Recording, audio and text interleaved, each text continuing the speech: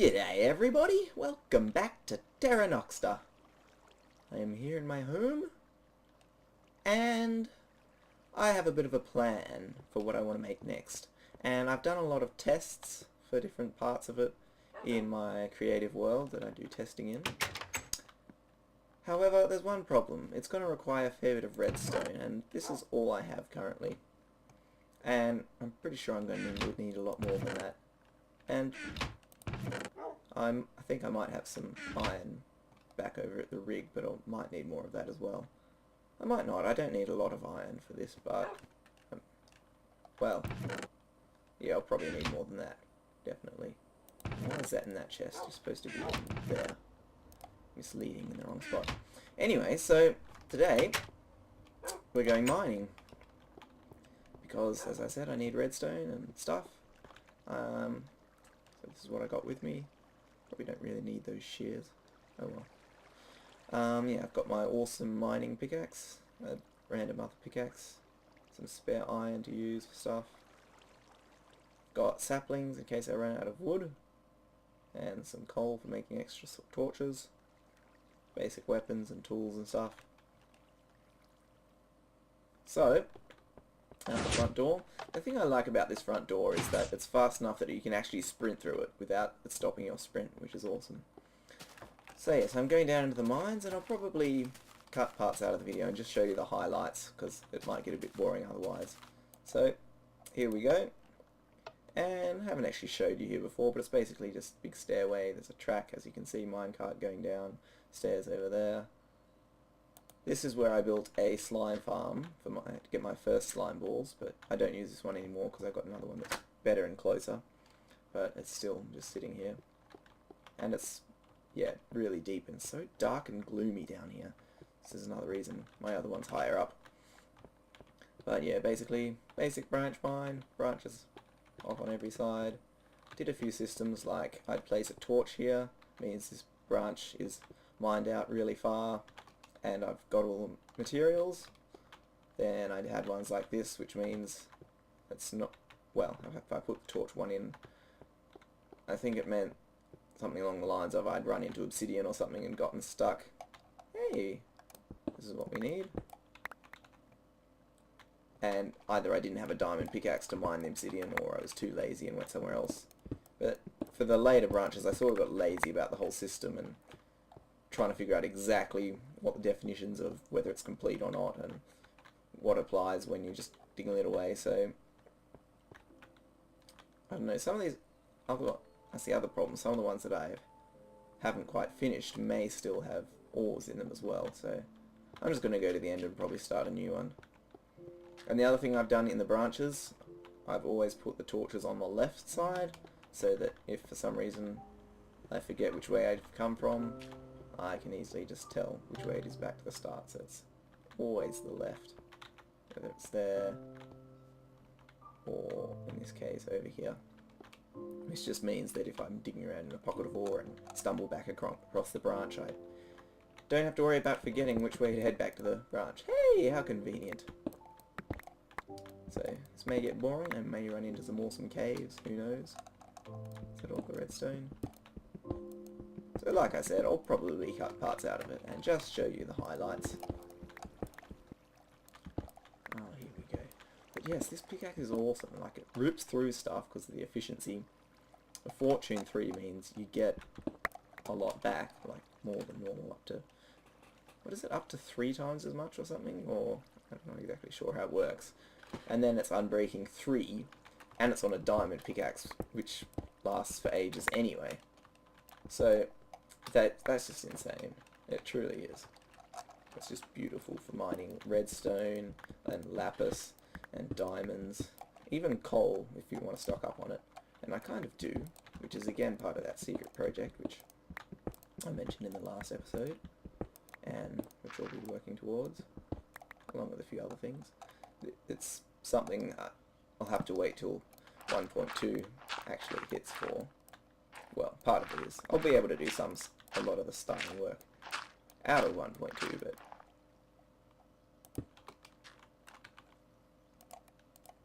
okay. Yes, so I'll be able to do some of the work already. If I do get around to it, I might just wait anyway. Hello, lava. I don't like you. See, this is the point. I could mine through the obsidian. Or... I mean, I've come miles along this branch anyway, so it's probably far enough. And I only have the one diamond pickaxe, which is my good one. I don't really want to waste it on obsidian. Well, it'll be fine. It's just the fortune I don't want to waste on the obsidian. The other things, efficiency and unbreaking, are built for my obsidian pretty much. Ooh, here's the good stuff. Well, some of the good stuff. I mean, this stuff's all good. I mean, the redstone's really what we came here for, but as I said in the last episode, I think I have 2 diamonds left, so now I've got 5 more. I will not say no to diamonds. Okay, so I'm back. Not a lot of eventful happened, but as you can see, I did manage to get several more stacks of redstone, which I am pleased about. So, I'm going to gather up some supplies, things I might need. We're going to head down to the harbour. Or port. Once again, I think. I haven't named it yet. I don't want to think of a cool name. Now, the question is, which is going to be quicker? Walking there by road? Or taking the nether portal to the rig and then sailing there? Maybe I should build another portal there. I'm going to sail there. Just because I can. Anyway, you guys don't really need to see all of that, so let's see, I think I need to get some glass and sand. Maybe I'll just grab that. Mine's all everywhere today. This and this and this. Ooh, let's get some of this too. Yes. Oh, that's right, I didn't have any glass. Do I have sand though? Well, not a lot, so I'm gonna have to dig some more sand. Anyway, I'm gonna head over to the harbour, and I might get some sand and glass just to get started. But I'll see you guys over there in a bit. Alright, so here we are arriving at the harbour, and I stopped off, well, as you can see I came via the rig. Figured I may as well bring this boat back, because I had 2 over there and none over here. And in the chest there I picked up a bit more iron, and I had some sand, an extra sandstone and some glass there, so I've picked that up. Now, this harbour's missing something. It's missing a lot of things. That's okay.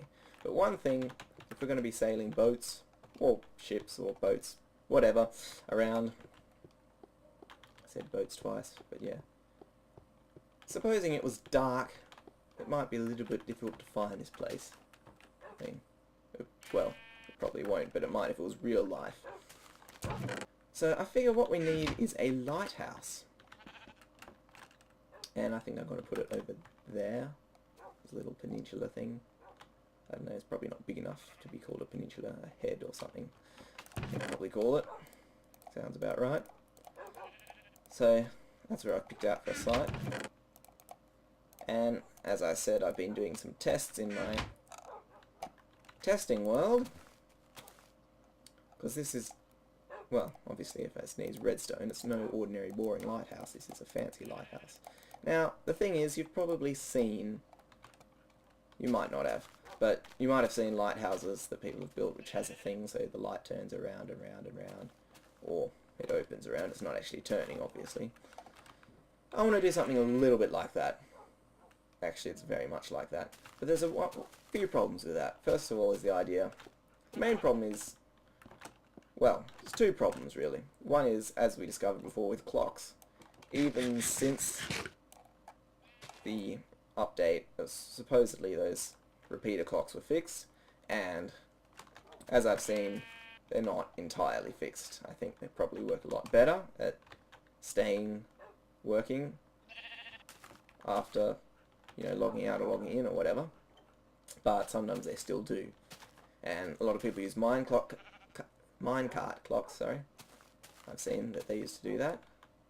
My design, I wanted to make the actual light tower, or the bulb at least, part of it, a little bit narrower than some of the big ones I've seen. So that's my plan.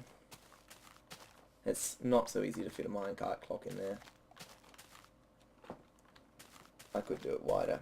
But the other problem is if you have a clock, what I want to be able to do is start and stop it. Sunset. And with a minecart clock, they're a little bit of a pain to start and stop, and then timing it right also is the other thing with minecarts. It's very hard to get the timing specific enough.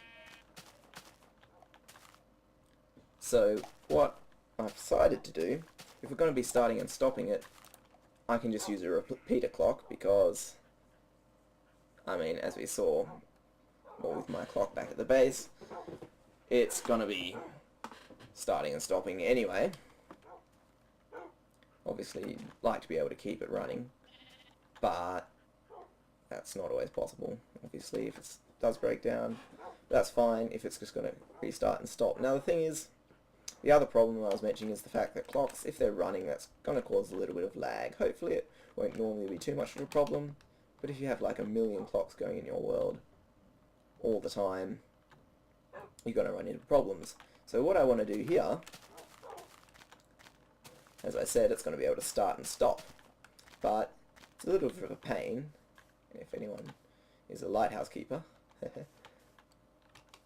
you'll know it's a lot of work to maintain and run a lighthouse. If I had to run and turn it on and off every night, it makes sense, you only need it running in the night time, or if it's dark from rain or something like that,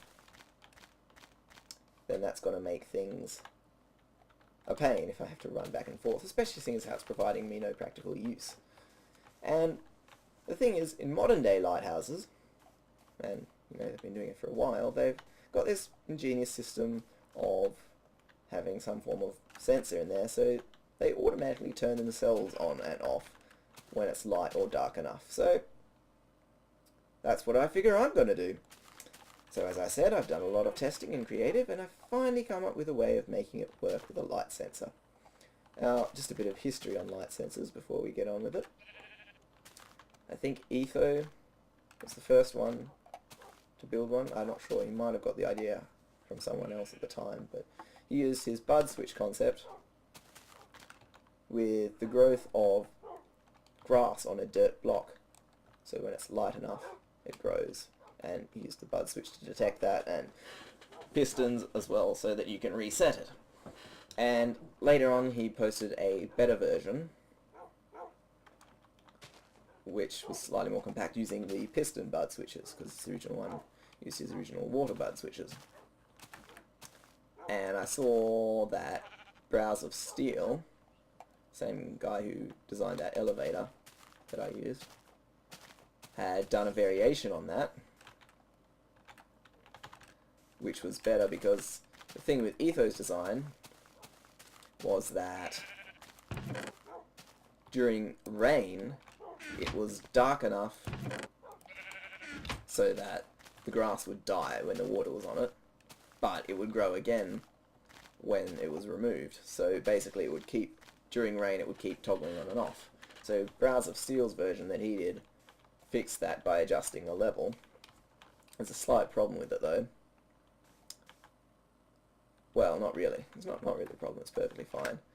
Another thing is though, BrowsOfSteel had, like in Ethos, he just had the 3x3 rings of grass to grow the new grass on, and BrowsOfSteel had an extra thing on one side. If you put it on the right side, apparently the grass spreads further. But after the tests I did, that is no longer the case. So that's not important anymore. The other thing that I wanted to do, and with Ethos design he said you can put it underwater on the bottom of the ocean, so it's really good for hiding it.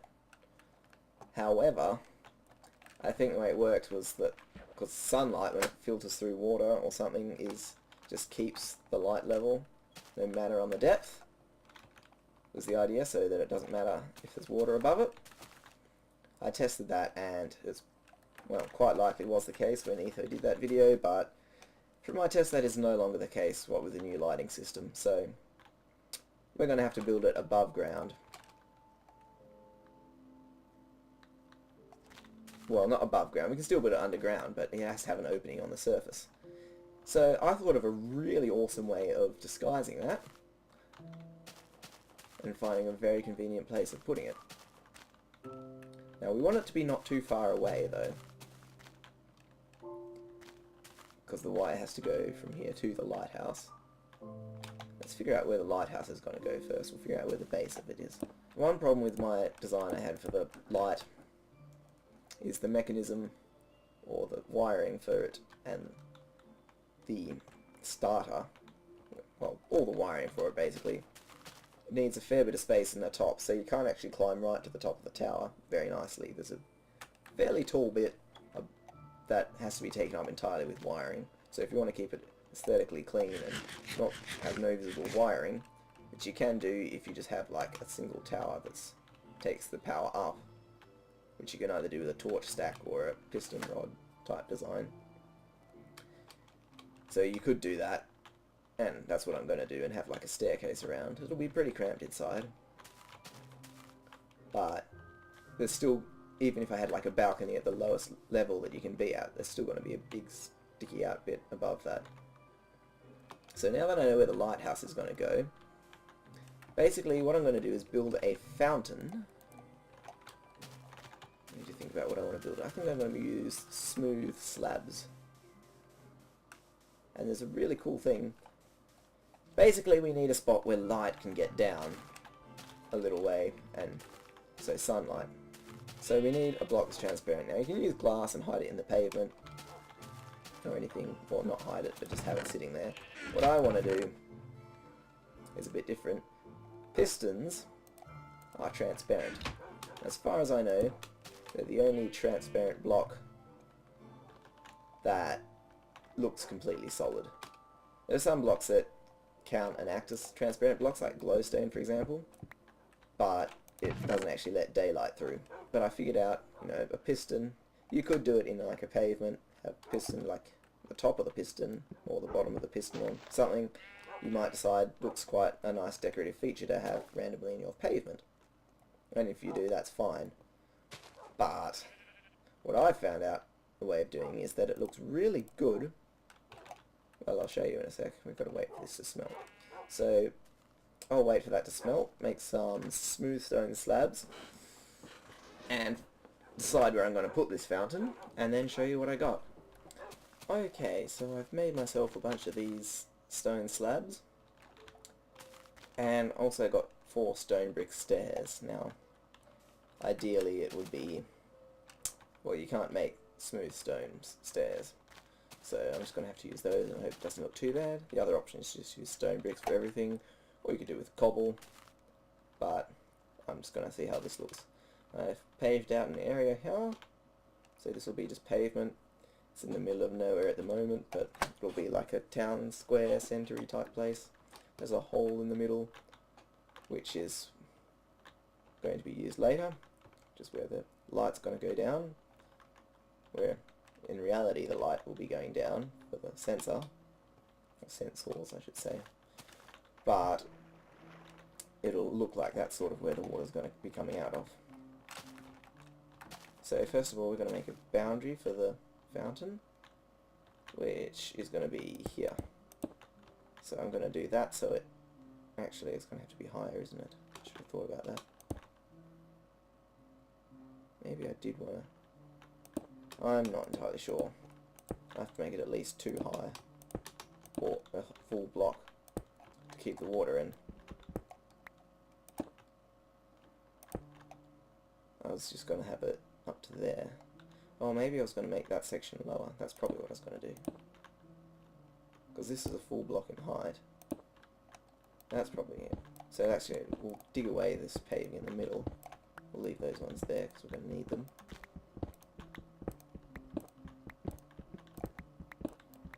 So, whoops. Wasn't thinking. But yes. So, we'll actually... maybe we could have cobblestone on the bottom. That might look good. I think it will. I'm going to have to go dig some more. So there you go. Make sure you think ahead. So we'll dig out this, and we'll have cobblestone there. So that'll be the base of the pool. in the fountain. And then the sides will be our lovely smooth slabs. So we're going to build these sides up a few blocks. Let's say that might be enough. So just 2 blocks high. And then capping with the stairs. I'd say that'll do quite nicely. I've got some dirt, yep. So I can get up. Now we're going to take a redstone torch and place it in here. You could use a lever or something, but that'll do. And then a piston in the top. So it kind of looks like, well, a fountain type thing. You have a pillar in the middle with water coming out, and that looks like you got a little vent on the top to make it push out sideways or something. That's what it looks like. I'm just going to need, actually there's water down there. But then if we put the water here, and the cool thing is because of the water level, can't really see from here, but if I was to jump up a bit, it actually looks like that is actually a little bit above the water level. So even from above, it kind of looks like the water is actually pouring out of that gap. But the cool thing is, as I mentioned, pistons are transparent, which means that down here, even though it's all blocked with that, we still have full daylight from whatever is currently happening in the sky. Or obviously night light if it's night.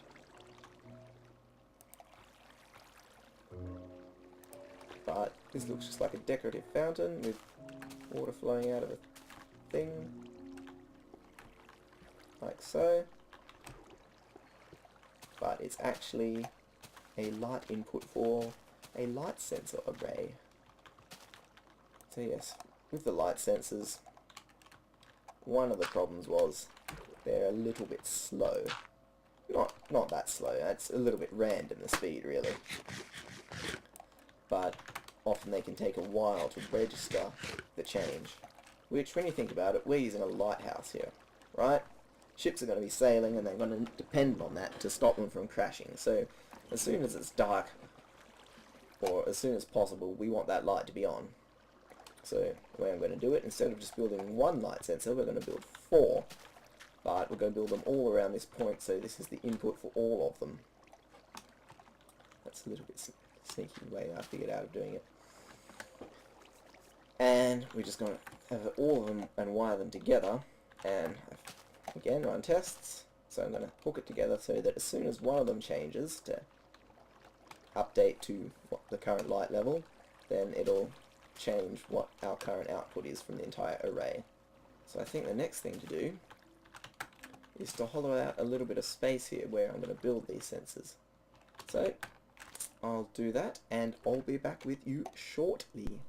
Alright, I am back and I have made some progress.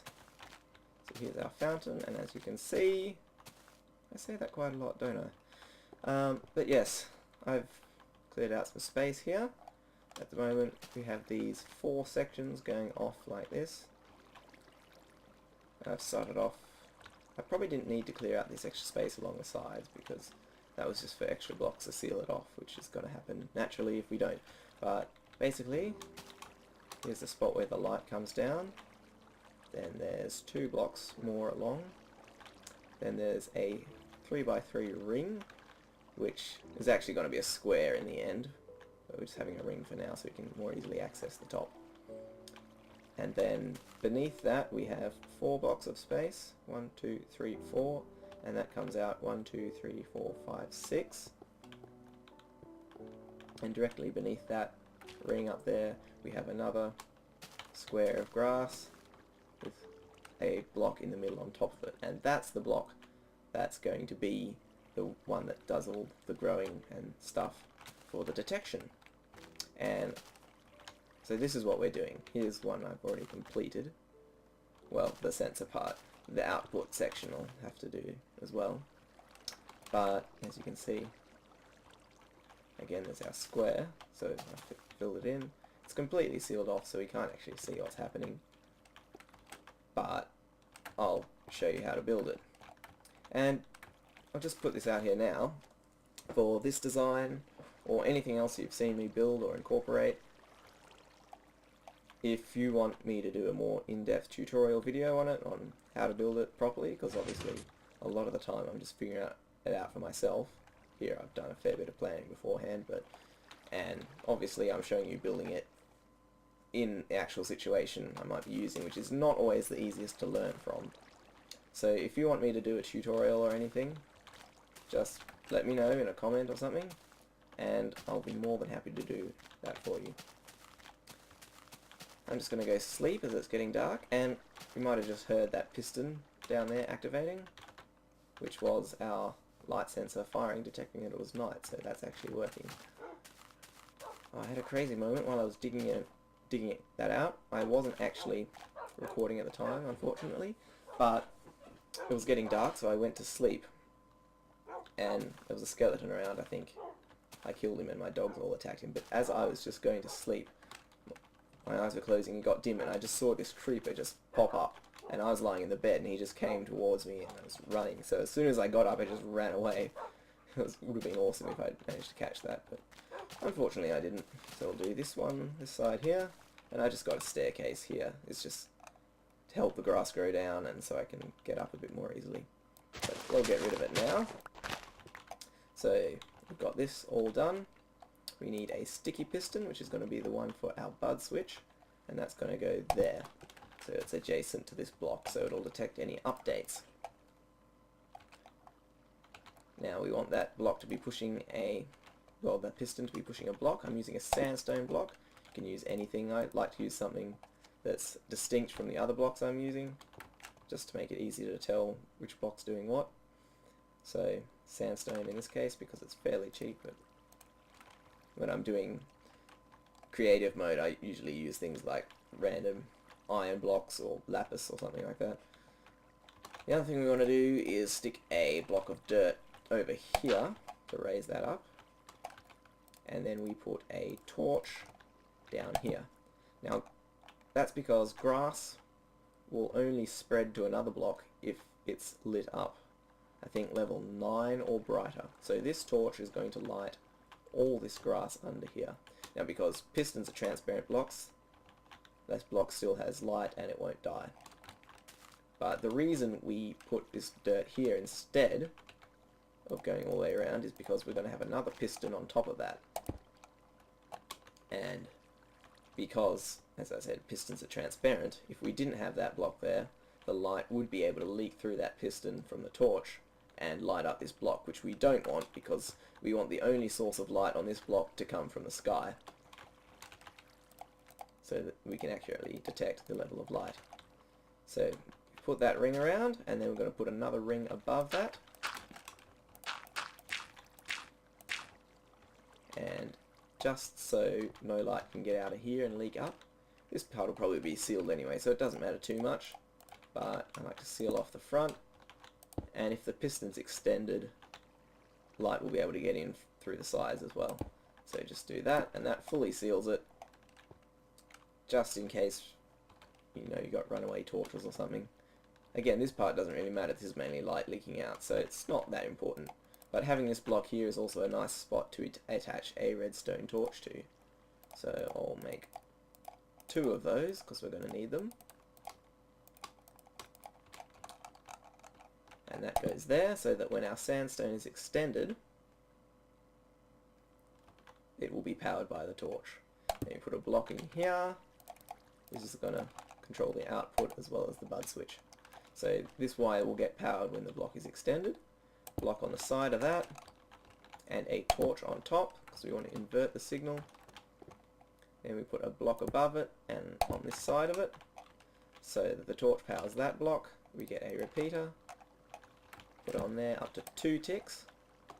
You can fill in that gap, you don't really need to, but I like to anyway. Put a block there, and a wire there. So that powers this piston here, which will allow or disallow the water to flow onto our detection block. And it's also, the block that wires on is also diagonal from our sticky piston back there, completing the bud switch. So if I was to just dig in here for a second, place a torch here, that'll extend. And again, because we're powering the block back here, I think it doesn't work if you power this one, and because of the amount of delay we have, it turns it into a bud flip-flop, or T-bud, I don't know if there's a fancy term for it, so that every time we update it, it toggles. Which is exactly what we want in this case. Now, we just need to think about this for a second. We have grass on here, so I'll just get some dirt so I can get up. When the grass is on there, we want this piston to be retracted, so the water will flow on it, which will allow the grass to die if it's dark enough. So, first we need to seal this, because if the piston is extended and we put this block here, then we'll update the piston, because it's retracted at the moment, it's not getting updated. So I'll just dig in here, so we can, if we quickly place and then break this torch, it'll only update the piston once, like so. So which means when we come up here, this piston is retracted, which will allow our water to flow down. Now we grab some glass. This doesn't actually have to be glass, you could use fence posts or signs, basically pressure pads, any transparent block that would also stop water. But I'm just going to use glass because glass works really nicely for it. So 4 bits of glass around there to seal it off, and then we can come in from the top, get rid of this torch, and place water in that space. So that's that, and now we can seal that back up, which will be all our grass once that one grows. Might just for now, I would normally just seal this up, but I might wait till that block's grown, because it should get enough light anyway. But anyway, what we do up here, all we need to do is another bit of glass, or again it could be anything transparent, and that goes, as you can see on this one, and that just updated then. That's interesting. Why did it do that? Oh, that must be because of that grass up there grew. So yes, we're going to have to fix that again. But yes, glass here. So the light comes down, light will be here, so that'll be our top level. Then the glass here. So there's 2 rows of empty space, or space light can pass freely. Then 1 space of water. Then another space of emptiness, that glass in there. Then another space of water, which is that top one there, and below that's the piston, which is either going to be water or empty space. Now you could do it so that the water is just 2 next to there, instead of spacing them out like that. But I did it this way so that there's glass above that grass, so it won't die at all. And I don't know, I think the light level should be fine for it, allowing it to spread. Not entirely sure, but anyway, that'll work. So this is very finely tuned, exactly the right amount of space, so that in normal sunlight we'll have light level 15 here. So this one will be 14. This one, because it's water, will be reduced to 3, so that'll become 11. Then here's another airspace, so that'll be 10. Then that'll be reduced 3 to 7, the space where this water is. And underneath, will, depending if the piston's extended or not, if it's extended, it will drop just down to 6. If it's retracted, the water will be there as well, and it will drop down to 4. Now grass needs to have above it light level of 4 or greater to be able to grow, and if there's water on top of it and the light level is less than 3, it will die. So in both those cases of the piston, the light level here was 4 or greater. So if we have full daylight out here, then that grass will be able to grow. But if it was not full daylight, say if it was raining, which was only light level 12, we have, well, everything becomes 3 levels less. So instead of having 4 or 6 Is it 6? Yes, 4 or 6, it'll then be 1 or 3. Both of which are below 4, so that 1, if there is grass there and the water's on top of it, it will die. And if it's already, there's no grass there, and the water won't be on top of it, it's not going to grow back. So it has to be very precise, the amount of spaces. So we're just going to cover that up, stop any light being able to leak in from the top. It shouldn't be able to, like, that should be darker anyway, I think, because it's still only going to come from the same spot. But just to be on the safe side, I like to seal everything off. We just got to double check this, because that grass growing there updated our piston, so now that's extended, and it should be extended when there is no dirt there, or when there's no grass, when it's dirt, which we don't want. So we're just going to update this again. So there's grass in there, and the piston's retracted, and it is starting to get dark, and I think I just heard this one over here update. So yes, that one's retracted, which means the grass should be dead. Yep, you can see in there, it's dirt. So that's how we build one of these light sensors. I'm just going to get rid of this excess stuff here and put our cobble back there to seal that. And that one's grass now, so we can seal that off too. So I'm going to build the other 2 light sensors now, and then I'll show you how we're going to do the output. So now that we have 4 light sensors, currently they're all completely independent and just all saying their own thing. So we need to figure out what we want to do with that signal. What we want to do is look at all of them and figure out what the most recent update is on the current time of day. So the way we're going to do that, well, I'll show you. Oh yeah, and I enclosed our pipeline for the light tube in cobblestone, mainly just so I couldn't accidentally fall into it, but yeah. Also stops any more leakage, but I don't think there should be anything that could be a problem. But again, it's just a bit of perfectionist. So this is what we're going to be building. These torches won't necessarily be on the tops, they might be on the sides or something of the blocks. But again, I'll go show you on one that I haven't done yet. So here it is, just like we left it last time, and we'll get a bit of cobblestone.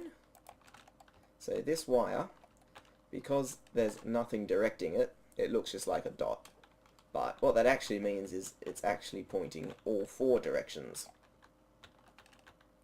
That's the tricky part, which is why it powers this block here. So what we're going to do, first of all, we're going to put another block here, so it'll also power this block. So we whack a torch on that, and then we're going to do another one on the front of it. See if I can get this in the right spot. Nope, wrong spot. There we go. It's also going to power this block. Now we don't want to put a torch on this one. What we want to do is put a repeater in front of it. And this repeater wants to be on 4 ticks, or is it 3? I think it's, no, just 3. So essentially what we want to do, how this is going to work, we want to have a pulse. Basically we want an RS NOR latch, which is going to tell us whether it's light or dark outside. So what we want to do is, whenever this thing updates to say that grass has grown, in other words saying that it's light outside, we want to send a pulse to an RS NOR latch, to that RS NOR latch, to set it to the on position, or the off position, or whichever it is. Doesn't really matter. And when it goes dark, and the grass dies, and we update again, we want to send a pulse to the opposite side, turning the RS NOR latch off. So we're going to combine 2 pulse generators in one, essentially. So a pulse generator normally works by, you have 2 wires or 2 signals coming from the same output, but one of them's inverted, So an off signal and an on signal, and both of them power a torch. So that normally the torch is being powered by one of them, but one of them is slightly delayed so that when you switch the original source on, they're both off for a split second before the one that's powered on catches up. Oh, yeah. Anyway, so that's essentially what we're going to do, but we're going to have 3 wires, each with a slightly different delay. So this is going to be our central one, which is on when this is on. So this is just going to power a block here with another spot of redstone there. Then it comes from this torch, inverts the signal from there. So that's off while this one's on. And this one has no delay. So this one has 3 delay and that one has no well, it has the single delay from the torch. So this essentially is delayed 2 ticks more than that wire. So when they're switching, when this turns on, so into its current state, so if this one's off and that one's on, that torch is still going to be off, but when this switches on, this one will go off, allowing that torch to turn on before this side turns it back off again. And on the other side, we're going to do pretty much the same thing, a block with a torch, and again, depending on how we end up wiring it, we may not have the torches on top of the block, they may be on the front, on the side, or something like that. We could even just use repeaters and invert it later. But in this case, we put a repeater here instead of just a wire, which means put this on 4 ticks. So in total, we've got our 3 ticks of delay here, which is 2 more than the 1 tick from this torch. But this has 4 ticks plus that, so 5 ticks, so which is 2 more than our 3 ticks here. So this one, so when it switches on, we'll get a pulse on this side, and when it switches off, we'll get a pulse on this side, because this one has a longer delay. So all we have to do is do that for all 4 light sensors and connect all the on pulse ones together and put them into one side of an RS NOR latch, and the off ones all also go together and power the off side of an RS NOR latch. And in some cases we might want to reverse this delay, so instead of having the delayed one on this side, we'll have it on that one, just to make the wiring a bit less confusing, but we'll see. I haven't exactly figured out what path the wiring is going to take yet, so I'm going to figure that out and then show you what I end up doing. See you soon. One thing I should probably mention is with the grass here on top of the light sensors, you need to make sure that that has plenty of light and stays alive. So I just put a torch in the middle of each square, and just make sure you don't put any solid or opaque blocks on top of it.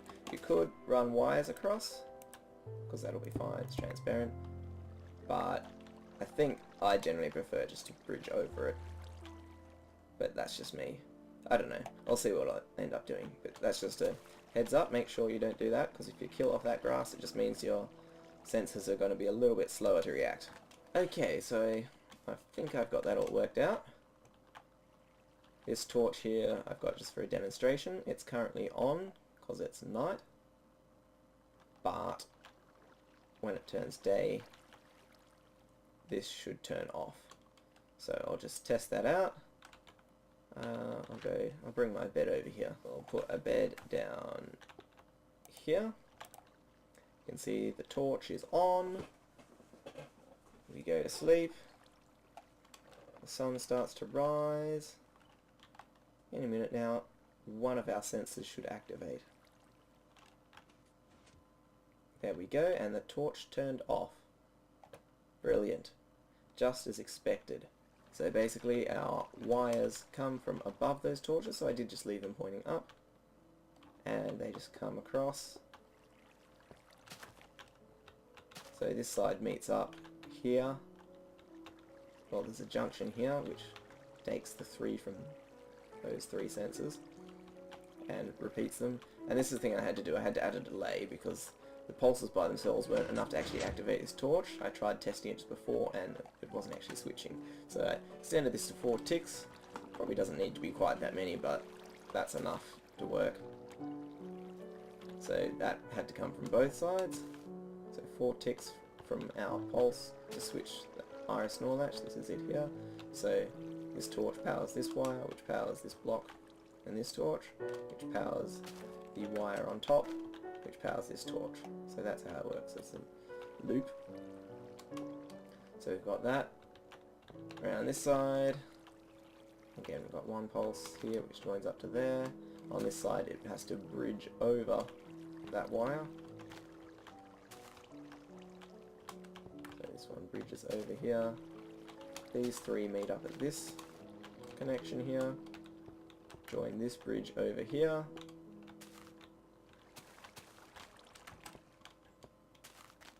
And so that one meets this bridge here. So this one runs along to the top of the iris NOR latch. And these ones here, as we saw, come from here and here going under that bridge. And from this side, meeting here, their power goes into the side of the iris NOR latch. It looks a bit of a mess when you're just seeing it like this, but again, a lot of things do that. Like a lot of circuits you go, and that's not a mess. I don't understand any of that. But if you just build it in step-by-step segments and watch it happening, it's a lot simpler. And of course, if you build it yourself, it always helps. So this may look like a mess, but it's really quite simple. Yeah, it's starting to get darker. There we go. Now we can watch the sunset all pretty like. Now it's probably a few light levels darker already, so those sensors should have started working, as it were, as in they could activate now. But obviously it depends, there's still a bit of random to it. There we go, and the light comes on. Brilliant. Just as the sun's about right on the horizon. So again, the time will be random, but we have 4 sensors working to make it a lot more accurate. If you have more sensors, the more picky you are. It's never going to be 100% perfect, obviously. If we sleep here, and once again we should see the torch go off fairly soon.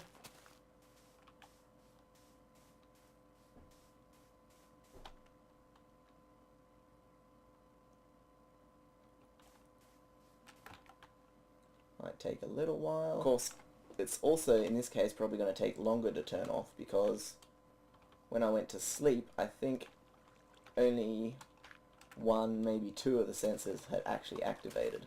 So currently there's, yeah, so only this sensor had this sensor? Which one? That one. So this is the only one that's currently in its off state. So we only have the 1 sensor that's currently activating to turn it back on again. Whereas normally you'd have all 4, so you have to wait for that one specifically. And there it goes. So if you are sleeping right after dark or something, that might take a little bit longer before it shuts the lights off again. But normally it's not going to be a problem. And it's not really a problem anyway. It's just a little bit longer. And that will only be if you slept, or if, say, it had stopped raining and then it got night. But it's only when the change is very sudden that it causes a little bit of delay. And there's nothing you can do about it, so it's pointless to try and bother. So, in this episode we have successfully built a light sensor array using 4 light sensors to detect the light level. And again, I can't demonstrate, but this would also turn the lights on if it was raining, because it's sensitive enough to detect that difference. So I think I'm going to call that the end of this episode, and the next episode we'll work on doing something with all this and finishing off our lighthouse. So, until then, have a good one, and I'll catch you later with some awesome luminescence. See you around.